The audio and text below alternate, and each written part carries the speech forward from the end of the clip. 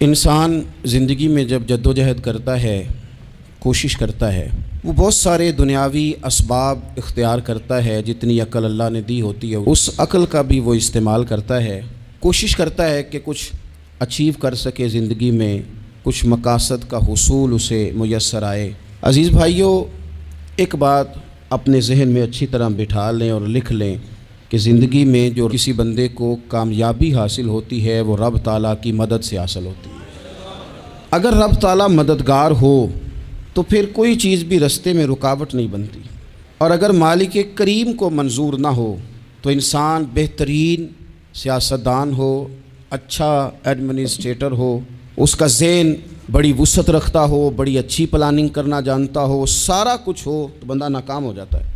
مسلمانوں کو جتنی کامیابیاں ملیں ان کا پس منظر صرف اتنا تھا کہ اللہ تبارک و تعالیٰ نے اپنے بندوں کی مدد فرمائی، اور اب تعالیٰ نے قرآن مجید میں اس حقیقت کا بیان کیا، فرمایا بل اللہ مولاکم، فرمایا بلکہ اللہ تمہارا مولا ہے، وَهُوَ خَيْرُ النَّاصِرِينَ، اور وہ بہترین مددگار ہے۔ وہ جو رب تمہارا مولا ہے وہ بہترین مددگار ہے، اور اگر وہ مدد کرے تمہاری، سورہ آل عمران میں آگے جا کے ارشاد فرمایا اگر اللہ مدد کرے تو پھر تم پر کوئی غالب نہیں آ سکتا، اور اگر وہ تمہاری مدد چھوڑ دے تو پھر کوئی تمہاری مدد کر سکتا، کوئی مدد نہیں کر سکتا۔ بدر کی جنگ بھی اور فتح مکہ بھی رمضان المبارک میں ہوا ہے۔ میں دونوں پر غور کر رہا تھا تو ایک نیا مضمون میرے ذہن میں آنے لگا۔ بدر کی جو جنگ ہے اس میں بھی ایک عجیب انقلاب آیا ہے کہ 313 نے 1000 سے مقابلہ کیا، اور جن 1000 سے مقابلہ کیا وہ اسلحے سے لیس تھے، اور یہ جو 313 ہیں ان کے پاس 6 زرہیں، 8 تلواریں، چند گھوڑے، لیکن اللہ نے کامیابی دی تو خود رب نے بیان کیا کس طرح دی، فرمایا وَلَقَدْ نَصَرَكُمُ اللَّهُ بِبَدْرٍ وَأَنْتُمْ أَذِلَّةٌ، وہ کامیابی اس طرح ملی ہے کہ رب نے تمہاری مدد کی تھی، تم تو کمزور تھے، اللہ نے بدر میں تمہاری مدد کی، تم جیت گئے۔ وَلَقَدْ نَصَرَكُمُ اللَّهُ بِبَدْرٍ وَأَنْتُمْ أَذِلَّةٌ، اللہ نے بدر میں تمہاری مدد کی، تم تو کمزور تھے۔ پھر فتح مکہ نصیب ہوئی تو اس میں بھی بہترین منصوبہ بندی نبی پاک علیہ السلام نے فرمائی، بہترین حکمت عملی حضور نے اپنائی، لیکن ہمیں جو اللہ رسول نے بات سمجھائی وہ کیا ہے؟ اذا جاء نصر اللہ والفتح، فرمایا جب اللہ کی مدد آئی اور فتح نصیب ہو گئی۔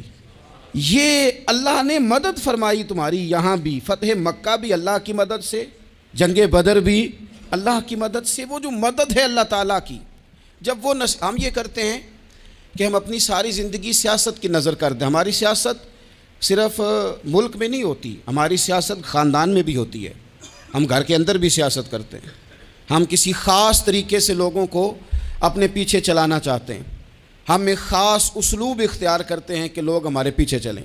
اس کا نقصان ہمیں یہ ہوتا ہے کہ سیاست جو ہوتی ہے یہ شطرنج کے ہیر پھیر کی طرح ہوتی ہے، تو اس کے راز بڑی جلدی کھلنے لگ جاتے ہیں، پتہ چل جاتا ہے کہ بندہ مخلص نہیں تھا، سیاست کر رہا تھا، طریقے سلیقے سے اس نے جوڑ کے رکھا ہوا تھا۔ ہم ہر جگہ سیاست کے بل بوتے پر چیزوں کو لے کے چلنا چاہتے ہیں، سیاستیں ناکام ہو جاتی ہیں، سیانے لوگ فیل ہو جاتے ہیں، بچتا صرف وہی ہے جس کے پیچھے رب تعالیٰ کی مدد شامل حال ہوتی ہے۔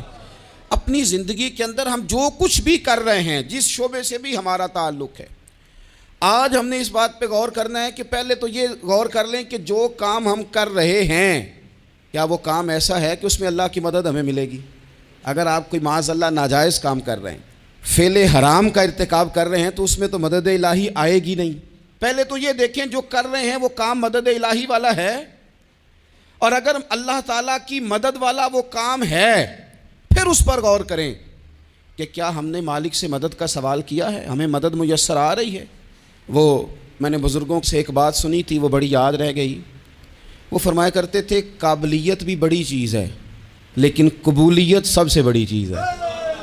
قابل ہونا بھی بڑی بات ہے لیکن زیادہ بڑی بات یہ ہے کہ اس کی بارگاہ میں قبول بھی ہے کہ نہیں۔ اپنی زندگی میں اللہ کی مدد کی طرف بڑھیں، مالک کی مدد کا حصول اختیار کرنے کی کوشش کریں، اللہ کے ساتھ اپنے آپ کو جوڑیں۔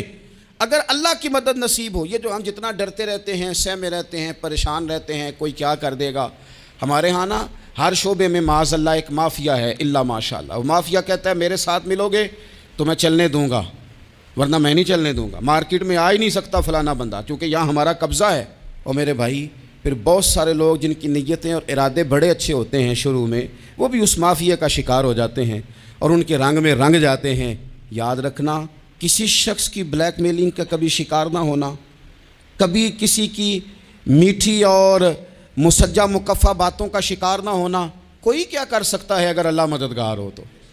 جس کو رب کریم اٹھانا چاہے اسے کوئی گرا سکتا ہے؟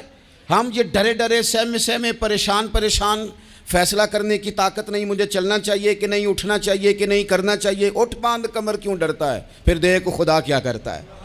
حضرت عبداللہ ابن عباس فرماتے ہیں میرے نبی پاک علیہ السلام نے میری تربیت فرمائی، حضور نے میری تربیت فرمائی، اور محبوب پاک علیہ السلام نے فرمایا عبداللہ یاد رکھنا، یہ نوجوان دوست میری بات لکھ لیں، پریشان لوگ میری بات لکھ لیں، جن کے پاس قوت فیصلہ نہیں وہ اس بات کو لکھ لیں۔ حضرت عبداللہ ابن عباس فرماتے ہیں میرے نبی پاک علیہ السلام نے مجھ سے فرمایا تھا عبداللہ سن، اگر ساری دنیا مل کے تیرا کوئی نفع کرنا چاہے کر نہیں سکتی جب تک میرے رب کی رضا نہ ہو، اور فرمایا ساری دنیا مل کے تیرا کچھ بگاڑنا چاہے تو عبداللہ بگاڑ نہیں سکتی جب تک رب کریم کی حکمت کا تقاضا نہ ہو۔ لوگوں سے ڈرنا، لوگوں کی طرف دیکھنا، ماحول دیکھ کے اپنے راہ کا تعین کرنا، ہر بندے کے خیالات کے مطابق ڈھلنے کی کوشش کرنا، فلانا نہ ناراض ہو جائے، فلانا نہ ناراض ہو جائے، وہ جس نے ہونا ہو جائے، بس رب رسول ناراض نہ ہو۔ اپنی زندگی میں اپنے مالک کو مولا جان کے، بل اللہ مولاکم، اللہ تمہارا مولا ہے، وَهُوَ خَيْرُ النَّاصِرِينَ، وہ بہترین مددگار ہے۔ توجہ جب بھی کریں رب کی جانب کریں، اپنے دل کا قبلہ درست رکھیں، سوچوں کے زاویے سیدھے رکھیں۔ میرے بھائی، مالک جب بندوبست کر دے نا، جب مالک بندوبست کر دے پھر ایسا بندوبست کرتا ہے کہ لوگوں کے پاس نا چارہ نہیں رہتا۔ حضرت مریم رضی اللہ تعالی عنہا پاک باز تھیں، مسجد میں رہی تھیں، پر مالک کی حکمت کے تقاضے بڑے عجیب ہیں نا۔ پھر جناب مریم کو اللہ تعالیٰ نے بغیر شوہر کے اولاد عطا کر دی۔ یہ بات ہی ایسی تھی، وہ کسی نے کہا تھا کہ مخلوق تو فنکار ہے اس درجہ کے پل بھر میں سنگے در کعبہ سے بھی اصنام تراشے، تم کون ہو کیا چیز ہے داغ کبابی، لوگوں نے تو مریم پہ بھی الزام تراشے۔ تو لوگوں نے کہا کدھر سے لے آئی بچہ، تیرا باپ تو ایسا نہیں تھا، کہاں سے لے آئی؟ اللہ کرے میں آپ کو سمجھا سکوں، ذرا اپنے آپ کو وہاں کھڑا کریں کہ ایک پاک باز عورت، پاک باپ کی بیٹی، طیب ماں کی بیٹی، اور اللہ کے گھر میں پرورش پانے والی خاتون، ایک وہ وقت اور ایک یہ وقت کہ اس عورت کو کٹہرے میں کھڑا کر کے پوچھا جا رہا ہے کہ معاذ اللہ تیری گود میں بچہ جائز نہیں ہے، کہاں سے لائی ہے؟ اب خود سے صفائیاں بندہ کتنی کو دے، کتنی کو وضاحتیں کرے۔ اور میں نے تو اپنی زندگی میں دیکھا ہے زیادہ وضاحت دینے والے کو بھی لوگ جھوٹا سمجھنے لگ جاتے ہیں، زیادہ وضاحت دینے پر بھی لوگ کمزوری کا اظہار سمجھتے ہیں کہ کمزور پڑ گیا ہے۔ آپ صلح کی کوشش کرتے ہیں، سامنے والا بزدل سمجھ لیتا ہے، زیادہ وضاحتیں بھی کمزور کر دیتی ہیں۔ اب حضرت مریم کو کٹہرے میں کھڑا کر کے کہا بچہ کس کا ہے؟ تو پھر خدا بندوبست جب کرے، اللہ جب مددگار ہو، تو پھر حضرت مریم کی گواہی درختوں سے نہیں دلوائی، اس نے پتوں سے نہیں دلوائی، پھر فرشتے نہیں بھیجے۔ حضرت مریم کہنے لگی مجھ سے نہ پوچھو، وہ جو پنگوڑے میں ہے اسی سے پوچھ لو، ان سے پوچھو نا، وہ کون ہے پوچھ لو، ان سے کر لو سوال۔ انہوں نے کہا پنگوڑے میں چند دنوں کا بچہ، یہ جواب دے گا؟ مددگار تھا رب، ان کی برات کا اعلان کرنا تھا مالک نے، اور جب مالک اعلان کر دے، جب مالک تیری صفائی دینا چاہے، جب مالک تجھے دنیا کے سامنے نکھارنا چاہے، تو پنگوڑے میں لیٹے حضرت عیسیٰ بول کے کہنے لگے انی عبداللہ آتانی الکتاب، فرمایا میں اللہ کا بندہ ہوں، رب نے مجھے کتاب عطا کر کے نبی بنا کے دنیا میں بھیجا ہے، میں اللہ کا بندہ ہوں، کتاب لے کے آیا ہوں، نبی بن کے آیا ہوں۔ پھر پنگوڑے سے اعلان ہو گیا، پھر بچہ بول پڑا۔ اور یہ ایک دفعہ نہیں بات ہوئی، یہ بنی اسرائیل میں ایک جریج نام کے شخص بھی تھے جو نماز پڑھ رہے تھے، بعض نے لکھا ہے نفل نماز تھی، اماں نے پکارا تو آئے نہیں، تو ماں کے منہ سے نکل گیا تو اتنی دیر تک مرے گا نہیں جب تک کسی بے حیا عورت کا منہ نہ دیکھ لے۔ تو وہ عبادت گزار تھے، لیکن لوگوں نے ان کی عبادت، ریاضت، پرہیزگاری کو نہیں دیکھا، بس ایک عورت کو بھیج کے الزام لگوا دیا۔ وہ عورت آیا جایا کرتی تھی، اب آ جاتی ہیں عورتیں مسئلہ پوچھنے کی نیت سے بھی آ جاتی ہیں، ماحول میں کچھ جگہ ایسی بھی ہیں جہاں عورتیں دم کرانے کے بہانے آ جاتی ہیں۔ وہ خاتون آتی جاتی تھی اس خانقاہ پہ، آستانے پہ، یہ بخاری میں موجود ہے، پر اس نے کہا میری گود میں جو بچہ ہے یہ انہی کا ہے۔ مجھے بتائیں کیسے بندہ وضاحت دے؟ حالات خراب ہو گئے، لوگ کٹیا جلانے لگے، ماحول اور طرح کا بن گیا۔ میرے نبی پاک علیہ الصلوۃ والسلام فرماتے ہیں پھر اس رب کے بندے نے کہا مالک تو کریم ہے، تیری مشیت کا تقاضا آیا جو میری ماں نے جملے بولے تھے، پر اب میں وضاحت دینے کے قابل نہیں رہا، اب تو ہی کرم کرے گا تو دروازہ کھلے گا۔ تو وہ چند دنوں کا بچہ پنگوڑے میں بول کے کہنے لگا میں اس درویش کا نہیں، میں تو فلانے چرواہے کا بچہ ہوں، وہ جو بکریاں چراتا ہے۔ رب کی مدد کو پکاریں، اپنے ساتھ اپنے مالک کی مدد کو شامل کریں، تھوڑے رزق پر بھی گزارا اچھا ہونے لگ جائے گا۔ سارے لوگ آپ کو گرانے کی تدبیریں کر رہے ہوں گے اور مالک آپ کو عزتیں عطا فرما دے گا، اس کی بارگاہ سے حکمت کا تقاضا اور ہو جائے گا۔ ہم نے ساری زندگی لوگوں کو راضی کرنے میں گزار دی، ساری زندگی بڑھاپا آ گیا بچوں کو پالتے، اور بچوں نے آخری عمر میں کہہ دیا ابا اگر کوئی ڈھب کا کام کر لیتے تو آج ہمارے دن بھی پھر نہ جاتے۔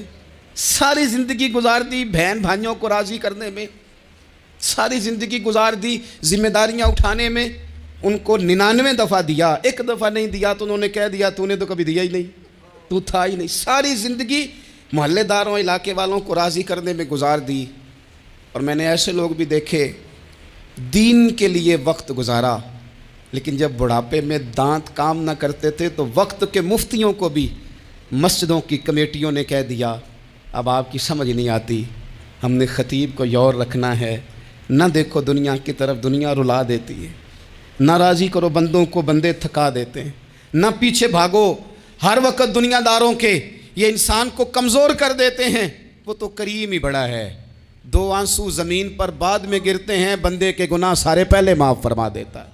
اللہ کی مدد کا حصول، اپنے مالک کی مدد کی طرف بڑھنا، آپ کو بدر کی جنگ بھی یہی درس دے گی، آپ کو احد کا میدان بھی یہی سبق دے گا، فتح مکہ بھی یہی سبق دے گا۔ میرے دوستو جب رب مدد فرمائے، جب اللہ مددگار بنے، دوستوں سے ایک بات اکثر کرتا ہوں، میں کہتا ہوں کہ جتنے درد سے آپ امیر کو اپنی کہانی سناتے ہیں نا، اور جس طرح آپ کے آنسو بات کرنے سے پہلے گر جاتے ہیں کہ غریب ہیں، بچیاں ہیں، کاروبار نہیں، او میرے سنگیو، اس سے آدھے آنسو اپنے رب کی بارگاہ میں بکھیرو، اس کے حضور عرض گزار ہو جاؤ، اس سے طلب کرو۔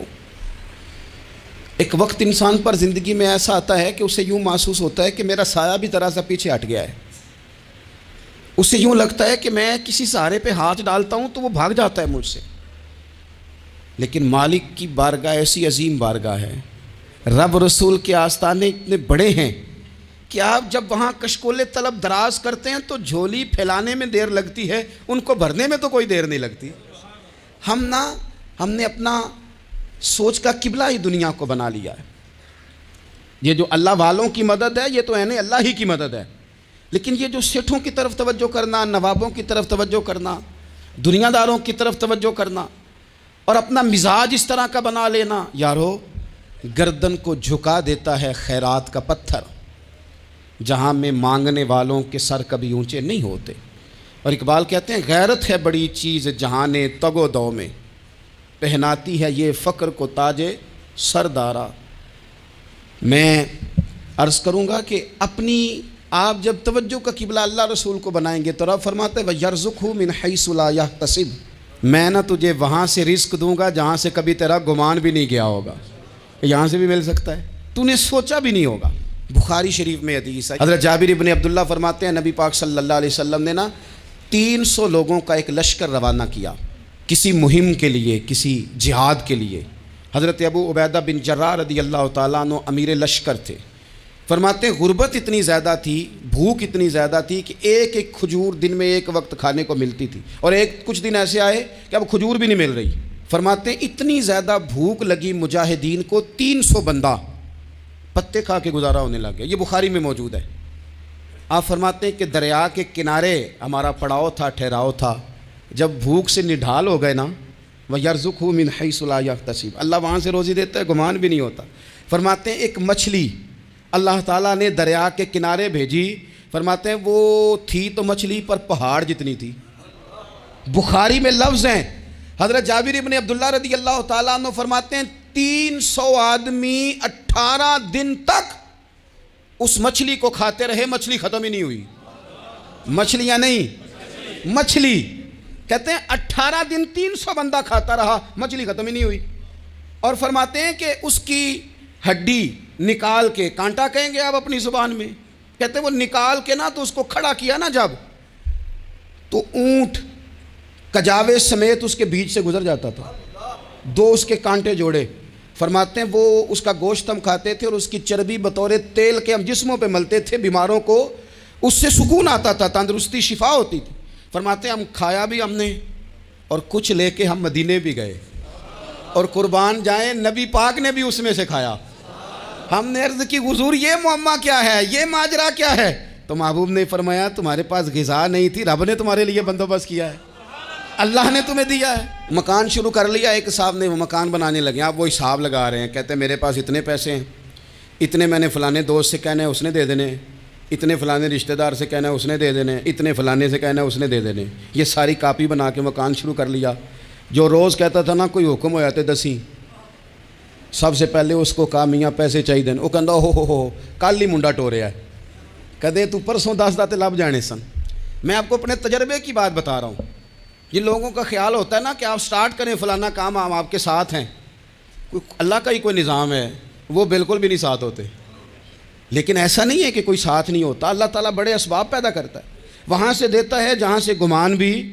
ہمارا یہ ذہن بن جاتا ہے ہم ساری اپنے حساب سے چلتے ہیں، اتنے رشتہ داروں سے، اتنے کون آپ کے ساتھ چلے گا، سوال ہی نہیں پیدا ہوتا. یہ سارے کام چھوڑ کے سب سے پہلے 2 رکعتیں پڑھو، اپنے رب کی بارگاہ میں، رسول کائنات کی بارگاہ میں گزارشات اور استغاثے پیش کرو، وہاں سے خیر طلب کرو. دنیا دار کیا دیں گے، کیا دے سکتے ہیں، کیا حیثیت ہوتی ہے کسی. اللہ کہتا ہے وہاں سے دوں گا. تو جو اللہ مال دے وہ لینا چاہیے کہ رشتہ داروں کا مال دیکھنا چاہیے؟ جو اللہ دے وہ لینا چاہیے کہ سیٹھوں نوابوں کی جیبیں دیکھنی چاہیے؟ جو اللہ دے وہ قبول کرنا چاہیے یا دیکھنا چاہیے کون سا آدمی کہاں پہنچ گیا؟ چھوڑو، اپنی مٹی پہ چلنے کا سلیقہ سیکھو. کسی کے سنگ مرمر پہ چلو گے تو پھسل جاؤ گے، پھسل جا. اس پر ایک اور بات عرض کر دوں، صحیح بخاری سے، مسلم سے ایک اور بات. کچھ چیزیں ایسی ہیں جن سے اللہ کی مدد آتی ہے، مدد ملتی ہے. ایک چیز ان میں سے ایسی ہے جس سے بہت مدد نازل ہوتی ہے، وہ ہے کہ جب رب آپ کو دے نا تو پھر آپ بھی اس کے رستے میں دیں، پھر مدد آتی ہے، پھر اور آتا ہے. بخاری مسلم میں حدیث ہے، یہ زیادہ ہی توجہ طلب امر ہے، اس پر آپ غور کریں گے. حضرت ابو ہریرہ فرماتے ہیں کہ نبی پاک علیہ السلام نے فرمایا ایک شخص نے بادلوں کے اندر سے آواز سنی کہ فلاں آدمی کا کھیت اور باغ خشک ہو گیا ہے، وہاں برسو اور اس کے کھیت کو سیراب کرو. وہ بڑا حیران ہوا کہ بادل سے آواز آ رہی. پھر اس نے دیکھا کہ ایک پہاڑی پر بارش ہوئی، وہ بادل وہاں برسا، پھر نالیوں سے ہوتا ہوا پانی ایک طرف چلا. تو جس نے آواز سنی تھی، حضور بیان کر رہے ہیں، وہ بھی پیچھے پیچھے چلا کہ پانی کدھر جا رہا ہے. اس نے جا کے دیکھا کہ ایک مقام پہ ایک باغ کو وہ پانی لگ رہا ہے اور ایک آدمی وہ پانی لگا رہا ہے. اس نے اس سے پوچھا تیرا نام کیا ہے؟ اس نے کہا کیوں؟ کہنے لگا بتا نا. اس نے نام بتایا تو کہنے لگا یہی تو وہ نام ہے جو میں نے بادلوں کے اندر سے سنا ہے کہ فلاں کے کھیت کو پانی دے دو. اس نے کہا یار تو کیا عمل کرتا ہے کہ اسپیشل تیرے لیے بارش برسے؟ یہ بخاری پڑھ رہا ہوں، سیاستہ سے حدیث عرض کر رہا ہوں. اس سے پوچھا تو کیا کام کرتا ہے کہ جناب اللہ تبارک و تعالیٰ کا حکم کرم آیا کہ خاص تیرے لیے پانی برسے اور تیرے کھیت کو سیراب کرے؟ تو اس نے کہا چھوٹا ذمہ دار ہوں، پر جب فصل اگتی ہے تو 3 حصے کرتا ہوں. ایک حصہ اپنے بال بچوں پہ، بہن بھائیوں پہ خرچ کرتا ہوں، ایک حصہ پورا، اور ایک حصہ دوبارہ کاشتکاری پہ لگاتا ہوں، اور تیسرا حصہ خالص میں نے مسکینوں، یتیموں اور غریبوں کے لیے رکھا ہوا ہے. وہ جو تیسرا حصہ، اللہ کرے آپ سمجھیں، وہ رب کے بندوں پہ تیسرا حصہ خرچ کرتا ہے نا، تو کریم مالک نے فرمایا جہاں سے غریب کا حصہ جاتا ہے وہ کھیت خشک نہیں رہنا چاہیے. وہ جہاں سے مسکین روٹی کھاتے ہیں وہ خشک نہ رہے. جہاں سے یتیموں کو کچھ آتا ہے کہیں اس کی فصل رہ نہ جائے. میں اور آپ بھی اگر اپنے مال میں مسکینوں، یتیموں، غریبوں کے حصے رکھ لیں گے تو فصلیں خشک نہیں رہیں گی. ان کے اندر تازگی آئے گی، نور آئے گا، کرم آئے گا، خاص کر خدا کی رحمت برسے گی. مدد اللہ سے چاہیں، اپنی توجہات کا مرکز رب رسول کی ذات کو بنائیں، پھر آپ محسوس کریں گے کہ بڑی جلدی اللہ تعالیٰ کی مدد آنے لگی ہے. کبھی آپ صرف کہہ دیں نا میرا رب میرے ساتھ ہے، اس لفظ میں اتنی طاقت ہے کہ دشمن ویسے زہر ہو جاتا ہے۔ زندگی میں کسی سے بھی لڑائی ہو تو اچھی طرح سوچ لیں کہ اللہ اس طرف ہے یا اس طرف ہے۔ اگر آپ زیادتی پہ ہیں تو پھر رب مظلوم کی جانب ہے۔ اگر اللہ کی مدد آپ کے ساتھ ہے تو دنیا کی کوئی طاقت آپ کو گرا نہیں سکتی۔ اور اگر آپ مظلوم کے مقابلے میں ظالم بن کے آپ کھڑے ہو گئے ہیں اور آپ نے رویہ وہ اختیار کیا ہے کہ جس میں مدد نہیں آئے گی، تو پھر یاد رکھ لیں کہ آپ کوئی بھی ہیں، کہاں بھی ہیں، آپ کمزور ہیں۔ طاقتور تھے ابتدائے اسلام میں، ظاہری طاقت تھی کفار مکہ کے پاس، وہ ڈنڈوں سے مارتے تھے غریبوں کو، ان کے ہاتھوں میں ڈنڈے تھے، پر خدائی طاقت ان مظلوموں کے ساتھ تھی۔